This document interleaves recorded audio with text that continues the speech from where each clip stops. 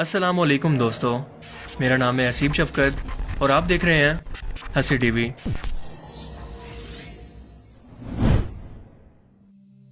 क्या आपने कुरान की पुकार सुनी है कि कोई है मुझे पढ़कर हिदायत हासिल करने वाला? अल्लाह ताला कुरान करीम के अंदर फरमाता है कि हमने कुरान को आसान कर दिया, कोई है जो इससे रहनुमाई हासिल करे। फिर आज के उलमा कराम ये क्यों कहते हैं कि कुरान करीम को डायरेक्ट नहीं पढ़ना चाहिए, लोग इससे गुमराह हो सकते हैं? अगर ऐसा है तो कुरान करीम खुद को हिदायत की किताब कहता क्यों है? अल्लाह ने अपना पैगाम कुरान करीम की सूरत के अंदर क़यामत तक के इंसानों के लिए नाजिल कर दिया है, लेकिन क्या कोई है इसे पढ़कर हिदायत हासिल करने वाला? एक इंटरनेशनल लैंग्वेज के तौर पर हम इंग्लिश ज़बान को सीखते हैं ताकि दुनिया के लोगों के अंदर कम्पीट कर सकें, लेकिन जो पैगाम अल्लाह ने अपनी ज़बान के अंदर यानी अरेबिक ज़बान के अंदर जो अपना पैगाम भेजा है, क्या उसको समझे बगैर हम इंसान पढ़ सकते हैं? हमने उस पैगाम को कपड़े में लपेटकर अलमारी के अंदर बंद कर दिया है। इसका एहतराम अपनी आंखों से लगा कर करते हैं। हालांकि किसी पैगाम का सही एहतराम यह है कि इसे गौर से पढ़ें, सोचें और इस पर अमल करें। आपको अरबी ज़बान नहीं आती तो कोई बात नहीं, बड़े बड़े उलमा का तर्जमा भी मौजूद है और अल्लाह यकीन दिला रहा है कि हमने कुरान को समझने के लिए आसान बना दिया है। जब अल्लाह फरमाता है कि हमने इस कुरान को समझने के लिए आसान कर दिया है, तो आपके पास क्या बहाना है कि आप अल्लाह के पैगाम की तरफ से बेखबर रहें? है कोई बहाना? जरा गौर कीजिए इस बात पर। सूरह यूसुफ की आयत 2 के अंदर अल्लाह पाक फरमाता है कि हमने कुरान को अरबी के अंदर उतारा ताकि तुम इसे समझ सको। इस आयत मुबारक के अंदर तो किसी आलिम का जिक्र नहीं किया गया कि हमने सिर्फ किसी आलिम के लिए कुरान पाक को उतारा है कि सिर्फ वो उसे समझकर लोगों को सिखाए। तो फिर लोग ऐसा क्यों कहते हैं कि कुरान करीम को डायरेक्ट नहीं समझना चाहिए, डायरेक्ट पढ़ना नहीं चाहिए, वरना इंसान गुमराह हो सकता है? चलें इसी से रिलेटेड आपसे एक वाकया शेयर करता हूँ कि मेरे एक दोस्त हैं, बहुत तालीम याफ्ता हैं और मज़हब से इनको काफ़ी लगाव हुआ है। जब कोई मसला हो तो वो मुझसे मशवरा भी करते हैं और इसी तरह से एक दिन वो मुझे मिलने के लिए आए तो काफ़ी परेशान नज़र आ रहे थे। मैंने वजह पूछी तो कहने लगे कि यार आज मुझे बहुत शर्मिंदगी हुई। मैंने पूछा क्यों, तो उन्होंने ये वाकया सुनाया। वो कहते हैं कि मेरा एक अमेरिकन दोस्त चाइना जाने से पहले मेरे पास कुछ दिन के लिए आकर रुका कि पाकिस्तानी ज़िंदगी की कुछ दिन के लिए झलक देख सके। वो शख्स गैर मुस्लिम है। वो मेरे कमरे में आया तो मैं तब फाकन कुरान करीम की तिलावत कर रहा था। मेरे करीब आकर वो कहने लगा कि क्या पढ़ रहे हो? मैंने बड़े फ़ख्र से कहा कि हमारी मजहबी किताब कुरान है। कहने लगे मुझे भी सुनाओ।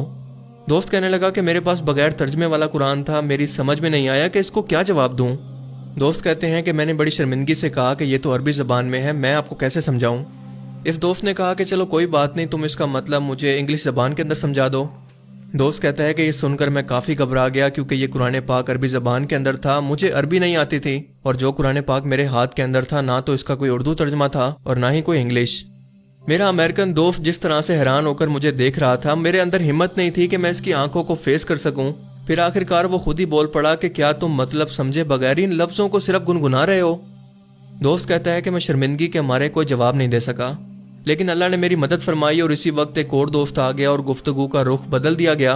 अल्लाह ने मुझे एक बड़ी शर्मिंदगी से बचा लिया, क्योंकि अगर अल्लाह न करे इस शख्स को यह मालूम हो जाता कि मुसलमान बगैर मानी समझे हुए कुरान पाक को पढ़ते रहते हैं, अपनी सबसे मोतबर किताब को बगैर समझे सिर्फ गुनगुनाते रहते हैं, वो तो यही समझता ना कि दुनिया के तमाम मुसलमान ऐसे हैं जो कि बिना पढ़े हुए और अपने मजहब को ना समझने की वजह से गुमराह हैं। इसके अलावा इस्लाम एक खोखला मजहब है जिसके मानने वाले बगैर समझे अरबी अल्फाज दोहराने को इबादत समझते हैं।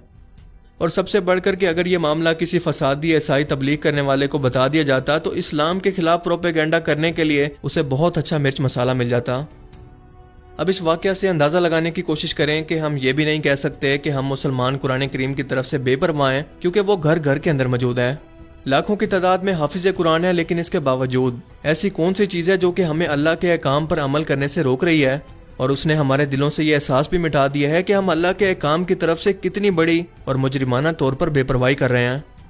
और उस पर भी सोने पे सुहागा कि आजकल के आलिम दीन ये कहते हैं कि कुरान करीम का तर्जमा डायरेक्ट पढ़ने से इंसान गुमराह होते हैं। कितने अफसोस की बात है। क्या अकल इस बात को तस्लीम करती है? देखें, अगर हमारे किसी मामूली दोस्त का भी ख़त आ जाए तो हम इसको पढ़े बगैर नहीं रह सकते, और अगर वो ख़त किसी और ज़बान के अंदर हो और हमें वो ज़बान ना आती हो तो हम ज़रूर किसी जानने वाले से इस ख़त का तर्जमा करवा लेंगे। लेकिन अफसोस कि अल्लाह ने जो पैगाम हमारे लिए भेजा है हम इसको इतनी भी अहमियत नहीं देते जितना कि इस गैर मुल्की दोस्त के ख़त को। लोग तो यही कहते हैं कि उलमा करामी ने मना करते हैं कि कुरान करीम को डायरेक्ट नहीं पढ़ना चाहिए वरना वो गुमराह हो सकते हैं, लेकिन मेरी नज़र से ऐसा कोई फतवा नहीं गुजरा।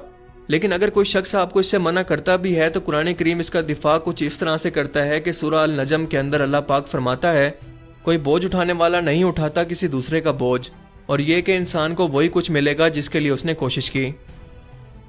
اس آیت مبارکہ سے بالکل واضح ہے کہ قیامت کے دن ہر شخص کو یہ جواب دینا ہوگا کہ اس نے اللہ کا پیغام پڑھ کر سمجھا کیوں نہیں۔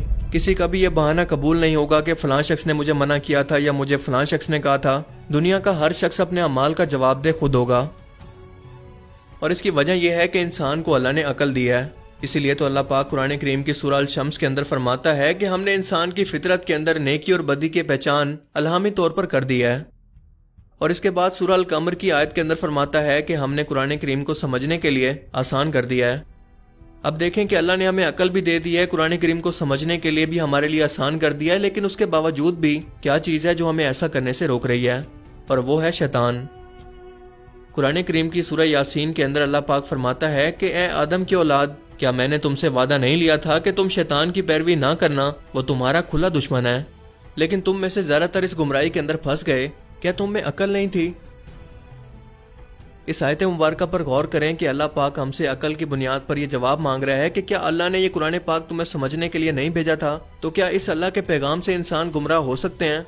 اس کا مطلب تو یہ ہوا کہ نعوذ باللہ اللہ تعالیٰ کو اپنا پیغام صحیح بنانا نہیں آیا۔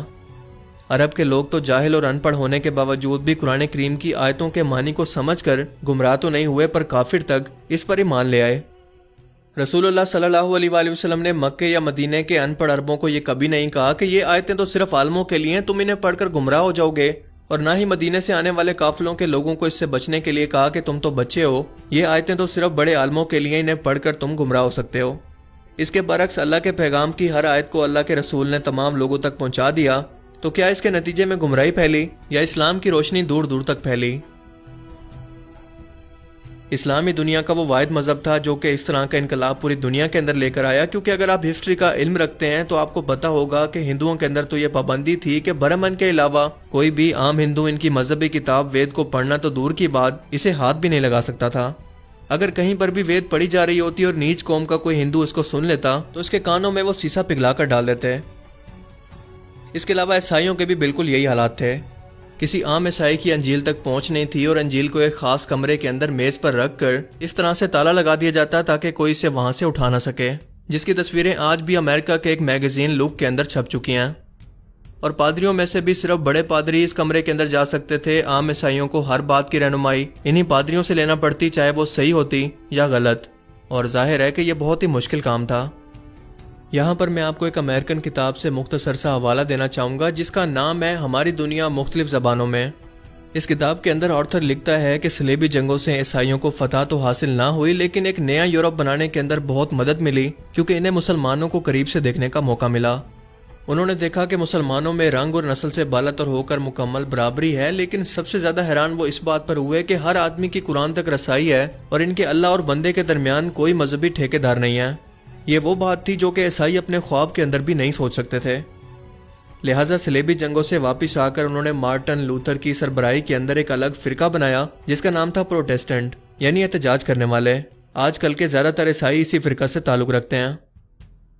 پروٹیسٹنٹس نے پرانے عیسائیوں سے قطع تعلق کر کے سب سے پہلا کام یہ کیا کہ کسی طریقے سے انجیل کا نسخہ حاصل کر کے اس کے ترجمے کئی زبانوں کے اندر کرائے، اور آج فائنلی وہ ٹائم ہے کہ ہر عیسائی اپنی اپنی زبان کے اندر انجیل کے نسخے کو پڑھ سکتا ہے بنا کسی کی مدد کے۔ اور ہماری بدقسمتی دیکھیں کہ عیسائیوں نے ہمیں دیکھ کر جو طریقہ اپنایا، اب ہم نے اسے چھوڑ کر ہندوؤں اور عیسائیوں کے اسی طریقے کو اپنا لیا۔ ابھی بھی وقت ہے کہ ہم غور کریں، اللہ کے بھیجے ہوئے پیغام کو سمجھنے کی کوشش کریں، ورنہ قیامت کے دن اندھا اٹھائے جانے کے لیے تیار رہیں۔ اللہ تعالیٰ ہمیں سمجھنے کی اور نیک عمل کرنے کی توفیق عطا فرمائے، آمین۔ آپ نے یہ مولوی پروفیشن کریٹ کیوں کیا ہے؟ اسلام میں کوئی مولوی پروفیشن نہیں ہے۔ ہر مسلمان کو اس قابل ہونا چاہیے کہ نماز پڑھائے، ہر مسلمان کو اس قابل ہونا چاہیے اپنی بیٹی کا نکاح خود پڑھائے، ہر مسلمان کو اس قابل ہونا چاہیے کہ اپنے باپ کا جنازہ خود پڑھائے۔ جو دعا اس کے دل کی گہرائی سے نکلے گی وہ کسی عالم دین کے دل سے نکل سکتی ہے؟ اپنے غریبانوں میں جھانکیے۔ آپ خود کیوں نہیں پڑھتے دین کو؟